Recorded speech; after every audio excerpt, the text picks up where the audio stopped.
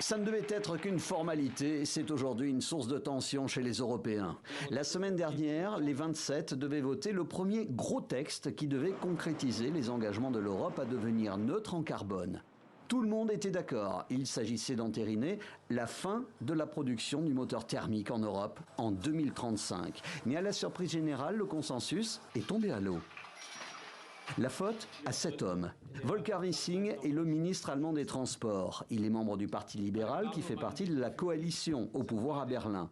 En disant non à l'arrêt du moteur thermique, le Parti libéral, en perte de vitesse, compte ainsi se refaire une santé en devenant le défenseur de l'industrie automobile allemande. Les constructeurs du pays emploient pas loin d'1 million de personnes et leur chiffre d'affaires cumulé est à peu près égal au PIB de Hong Kong.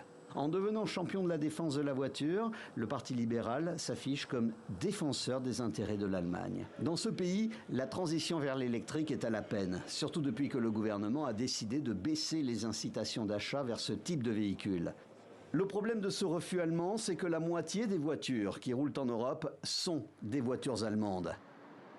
Face à ce refus de Berlin, mais aussi aux réticences de l'Italie et de la Pologne, la Commission européenne cherche un compromis. Pour l'heure, le pacte vert de Ursula von der Leyen est aujourd'hui dans le rouge.